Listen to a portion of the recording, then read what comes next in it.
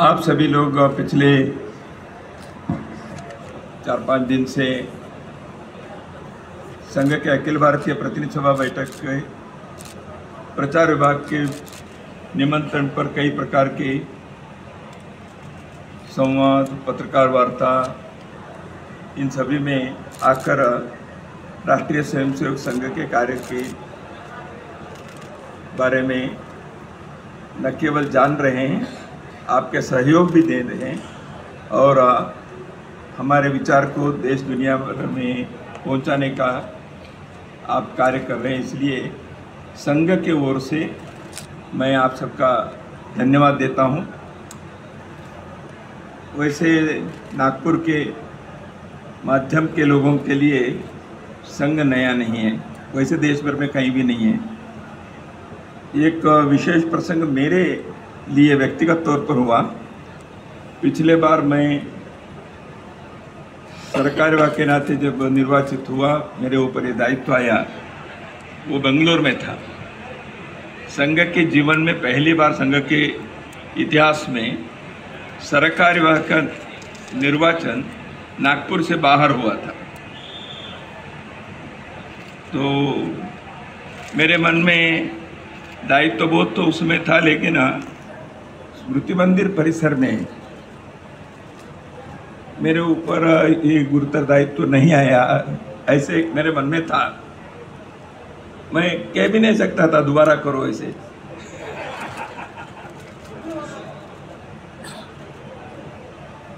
तो जो भी हो, कोविड के कारण उस समय प्रतिनिधि सभा बैठक यहाँ नहीं हो पाई।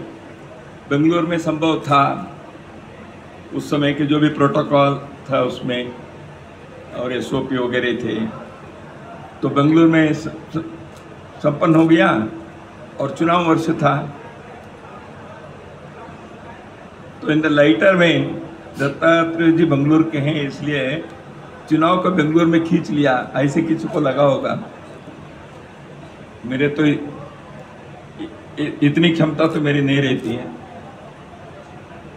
आज मैं पुनः एक बार सभी को धन्यवाद देता हूँ, इस गुरुतर दायित्व के लिए मेरे योग्य समझा और इस दायित्व को निभाने के लिए जो संघ की परंपरा है, बड़ों के मार्गदर्शन है, उन्होंने जो जिस प्रकार के एक मार्ग प्रशस्त किया है, उस पर चलने का प्रयास मैं करूँगा।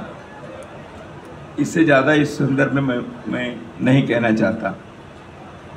प्रतिनिधि सभा बैठक संपन्न हो रही है। आज शाम तक समारोह के साथ पूजनीय सरसंघचार्य जी के पाथेय सभी प्रतिनिधि सभा में आए हुए लोगों को मिलेगा, उसके साथ बैठक समाप्त होगी। संघ के निरंतर कार्य बढ़ने के कारण कई आयाम बढ़ते हैं और शाखाएं बढ़ती हैं। शाखा बढ़ती है तो संघ के प्रतिनिधि बढ़ते हैं, उनकी संख्या बढ़ती है। इसलिए इस बार हमारे लिए व्यास सभागृह जो प्रतिनिधि सभा के प्रतिनिधियों के लिए बैठ सकते हैं, ऐसे करके कुछ वर्ष पहले निर्माण किया था, वो कम पड़ गया। तो इसलिए मैदान में एक अस्थायी रचना करनी पड़ी। तो अच्छी बात है, संघ के कार्य बढ़ने से और हमारे कार्यालय और इस प्रकार के भवन छोटे पड़ते हैं तो अच्छा है। तो भवन बड़ा होना एक है, लोगों के दिल उससे बड़ा है। तो इसलिए लोगों के हृदय के अंदर संघ प्रवेश कर रहा है और समाज में संघ के प्रभाव बढ़ते जा रहा है। अभी श्री रामलला प्रतिष्ठा के पूर्व 1 से 15 जनवरी तक देश भर में अक्षत वितरण के कार्यक्रम जो हुआ, उसके बारे में आपको जानकारी दिए हैं। उसमें जिस प्रकार लोगों के स्वागत रहा, वह देश के अंदर वातावरण कैसे है और वर्षों से संघ के कार्यकर्ता, स्वयंसेवक और सारे हिंदू समाज जिस सपने को देख रहा था और जिस विषय के आग्रहपूर्वक हमने कहा था, श्री राम जन्मभूमि और उस पर एक मंदिर, यह भारत के सभ्यता का प्रतीक है, संस्कृति का प्रतीक है। श्री राम भारत के सिविलाइजेशनल सिंबल है। राम मंदिर इस देश की अस्मिता का प्रतीक है। यह बार बार सिद्ध हुआ है और 22 जनवरी के पौष शुक्ल द्वादशी के कार्यक्रम इसको पुनः सिद्ध करके दिखाया है। तो इससे भी अधिक हमारे लिए एक आनंद की बात यह है कि देश भर में स्वयंसेवक और इस विचार के साथ जुड़े हुए लोगों ने 19 करोड़ से अधिक, लगभग 20 करोड़ तक घरों का संपर्क किया है। यह मुझे लगता है भारत के इतिहास में किसी भी एक अभियान 15 दिन के अंदर जो हुआ है उसमें एक कीर्तिमान है। It is a record by itself in any part of the world. In just 15 days period, such a wide and nationwide contact has been possible. और 5,78,000 गांव हिंदुस्तान के और नगरीय क्षेत्र में भी लगभग 4,727 इतने व्यापक संपर्क इसीलिए हो पाया। एक है इस राष्ट्रीय अभियान जो है मंदिर निर्माण का, उससे लोग जुड़े हैं। दूसरा ये हो पाया संघ के कार्य के जो जाल है संगठन का, उस नेटवर्क के कारण संभव हुआ है। दृष्टि से लोकतंत्र को बनाए रखना और देश की एकता को भी और देश के जो प्रगति की रफ्तार है उसको भी बनाए रखना आवश्यक है।